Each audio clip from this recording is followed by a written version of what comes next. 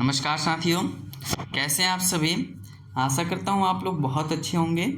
साथियों, आज के हम लोग इस वीडियो में कक्षा 12वीं जीव विज्ञान के 12वां अध्याय जैव प्रौद्योगिकी एवं इसके उपयोग का अध्ययन करेंगे।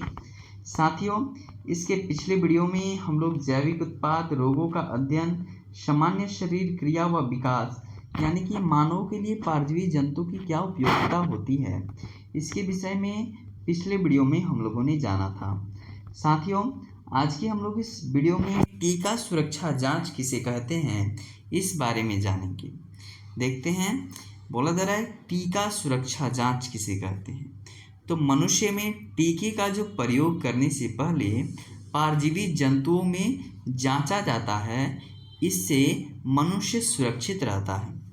बोला जा रहा है कि अगर कोई भी टीका बनाया जाता है, कोई भी वैक्सीन बनाया जाता है, दवाई बनाया जाता है, तो उसको सबसे पहले कुछ परजीवी जंतु होते हैं, जैसे कि सबसे अधिक परजीवी जंतु चूहा है।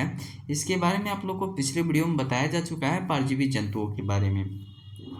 तो परजीवी जंतु में सुअर हैं, गाय हैं, बहुत ऐसे जीवों को बनाया गया है जिसमें सबसे अधिक चूहे हैं, लगभग 95%।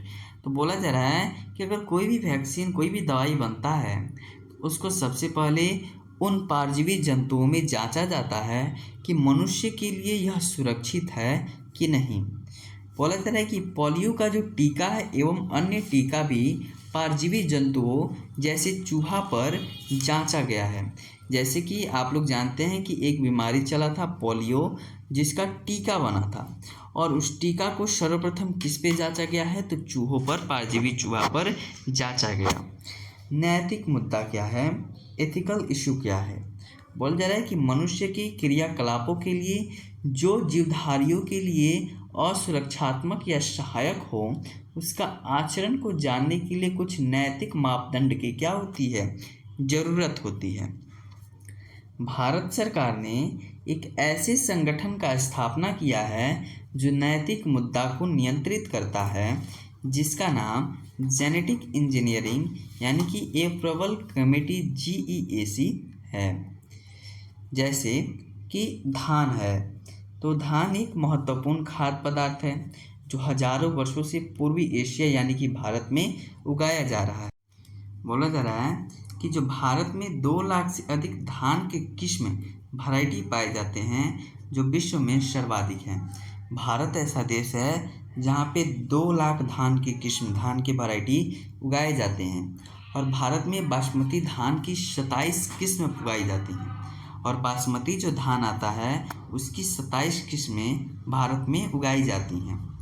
जो बासमती धान है उसका पेटेंट या ट्रेडमार्क 1997 ईस्वी में अमेरिकन कंपनी द्वारा करवा लिया गया है, जिसके कारण बासमती धान का जो वैरायटी है या उसके किस्मों पर उस कंपनी का अधिकार हो गया है, और उसके अलावा अन्य लोगों को बासमती धान का विक्रय में प्रतिबंध लग सकता है। अब आइए देखते हैं कि बायोपायरेसी किसे कहते हैं। बोला जा रहा है कि मल्टीनेशनल कंपनियों द्वारा या दूसरे संगठनों द्वारा या किसी राष्ट्र द्वारा उससे संबंधित लोगों में बिना व्यवस्थित कर मीन्स टैक्स भुगतान किए बिना जैव संसाधनों का उपयोग करना बायोपायरेसी कहलाता है। काफ़ी बार प्रश्न पूछा जा चुका है। ये जैव पेटेंट किसे कहते हैं। बोला जा रहा है कि जैव पेटेंट के अंदर जैव पदार्थ की खोज करने वाले को सरकार रक्षा प्रदान करती है।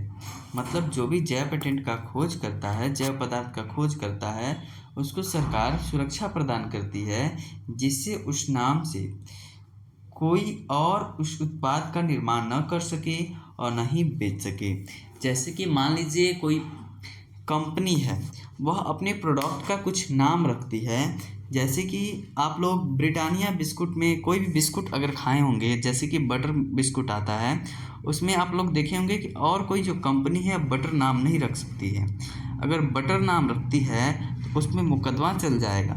इसको ही जैव पेटेंट कहते हैं। बोला जा रहा है कि फ्लेवर सेवर टोमेटो किसे कहते हैं। तो टमाटर एक आनुवांशिक रूपांतरित फसल है। जो टमाटर हम लोग खाते हैं वह भी एक आनुवांशिक रूपांतरित फसल है।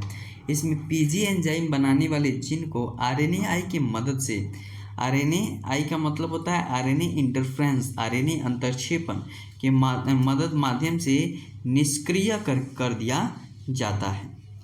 तो आपका पूरा चैप्टर हुआ ख़त्म। मिलते हैं अगले वीडियो में एक नए चैप्टर के साथ। धन्यवाद।